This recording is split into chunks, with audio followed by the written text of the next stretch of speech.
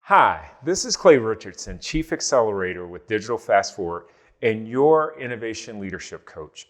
And today I'm coming to you from sunny Southern California, where my wife and I just moved all the way from DC to Orange County, Southern California. That's something really that inspired the big idea that I have for you today. I want you to take an advanced step around design thinking and add systems thinking to your toolkit. And I know this might sound like a paradox, and you're probably asking, why is Clay combining a move from the East Coast to the West Coast with design thinking and systems thinking? And part of the reason that the move inspired me is because it really required me and my family to apply a systems thinking mindset and a design thinking mindset to make this move happen. And that's one of the beautiful things about these two concepts. They may sound very abstract, but when you bring them together, they give you the ability to accelerate innovation and learning cycles. And if I just kind of connect it back with this move, part of the move was we originally planned to make a big move to California before the pandemic hit. And it put our plans for moving on hold. And there were a lot of complexities around us making the decision to move and trying to understand what are the variables that we need to look at in order to make the decision about when to move, right? And that's really the systems thinking side. Systems thinking is all about looking at complex situations or complex ecosystems to understand what are the big variables or big components, if you want to say, that can impact what happens and what outcomes you get, right? And so we had to take time and look at, okay, so what's important here? You know, we have our daughter, we have our family, we have, COVID cases rising at the time. And we kind of stepped back and mapped out obviously we didn't do full systems thinking, but just the mindset, mapped out what are the most important variables here, right? And what are the ones that we can turn the dial on that will be most important to get to the outcome we want. And then once things open back up, or started opening up and vaccines became available, we started switching more to a design thinking mindset to really start iterating and experimenting with how do we move forward? How do we get our house sold? How do we get movers, get them out here, get a place even out in California? And we had to do a lot of experimentation, very rapid, short cycles to get there. And so, again, I just use that analogy to make this concept real to you, but I also want to walk you through, as an innovation leader, how do you combine these two worlds, right? How do you combine what you're doing around design thinking with systems thinking to turbocharge your learning when it comes to working through tricky, complex challenges, okay?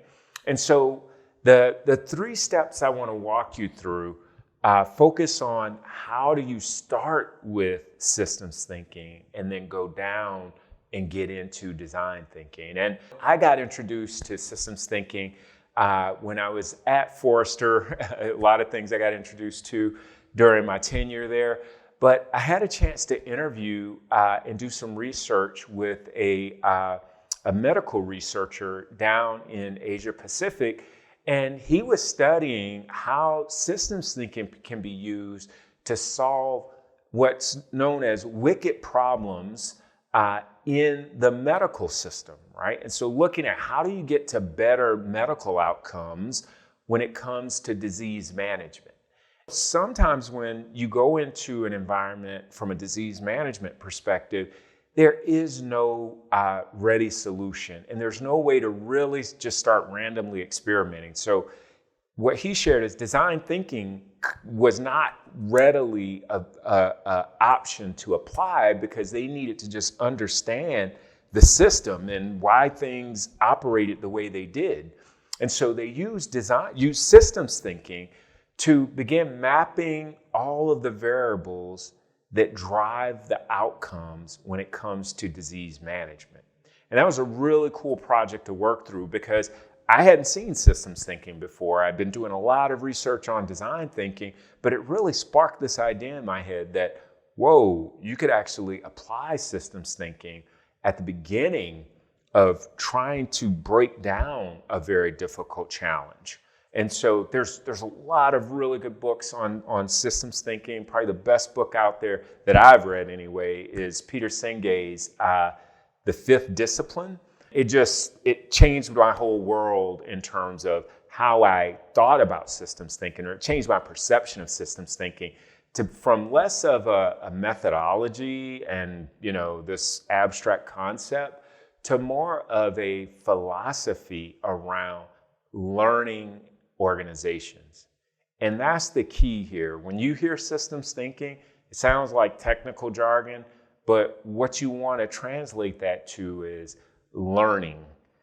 How do I learn about a complex issue or complex problem very quickly? That's what systems thinking gives you. And I definitely recommend checking out Peter Senge's Fifth Discipline book as a way to understand how systems thinking works. But I'm just giving you the abridged version, the kind of quick and dirty to get you going.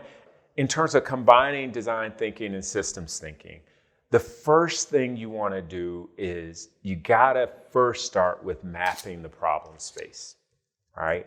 And when we say map the problem space, what that means is first you have to identify what is the wicked problem or challenge that you're working with. A systems thinking problem or challenge is very broad, and it's less about you understanding and having an answer, and it's usually more about something that you need to learn about because there's no ready solution for it. And that's why we work with some healthcare companies, health payers, and a lot of the challenges that they are running into in terms of helping their members, these are wicked problems, right? Like, how do you get more people to enroll in care management, right? So that they can make sure they get the outcomes. How do you tackle these challenges?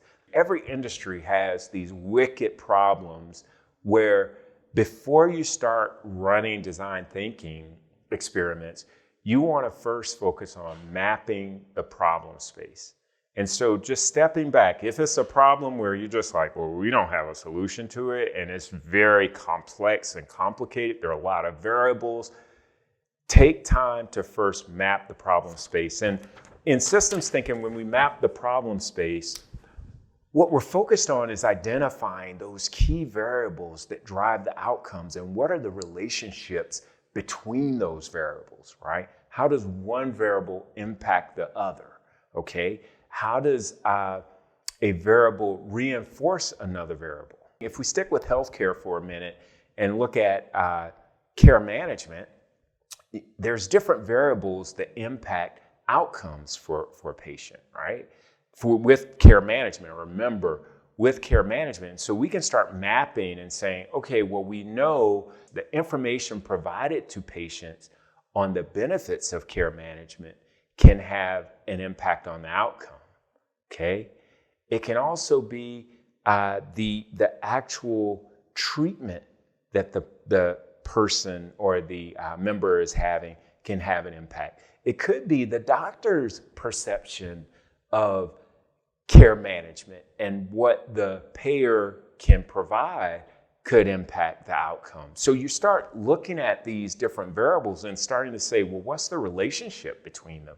And when you do that, what you're also beginning to do is define these reinforcing circles. That's a concept within systems thinking is, what are these reinforcing cycles that help accelerate the outcomes that you want, right? And then they refer to as limits to growth. What are those things that impede getting to the outcome? So you're starting to look at these relationships where they drive the opposite of what you want. And so taking time to do this, it's less about getting a perfect, model. This is not, for those of you that are BPM people, this is not BPM. We're not doing perfect, pretty models.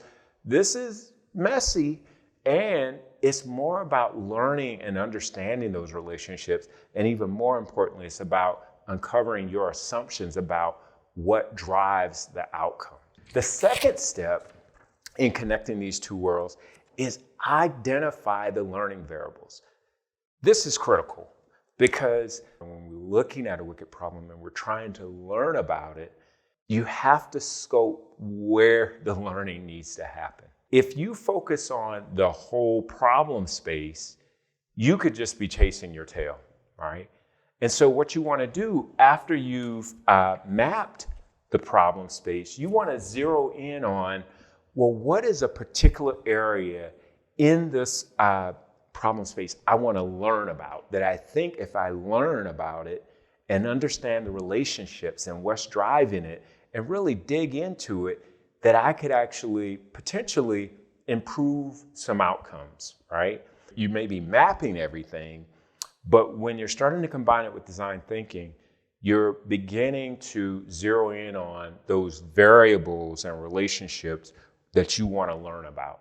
When organizations apply systems thinking, that's why they're referred to as a learning organization, because they're zeroing in on what are the different variables and different relationships that we want to learn about. Identifying those learning variables, like I said, just gives you a way to scope where to focus your learning, what sort of learning you're looking to accomplish.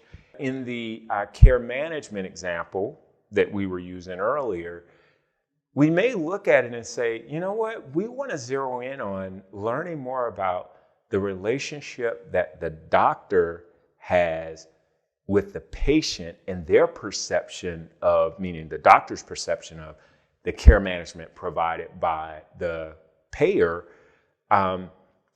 Maybe we want to zero in on that relationship and understanding how does that work in terms of reinforcing to get us to the outcome, or provide limits to growth where it actually keeps us from getting to the outcome, right? Or has the reverse effect.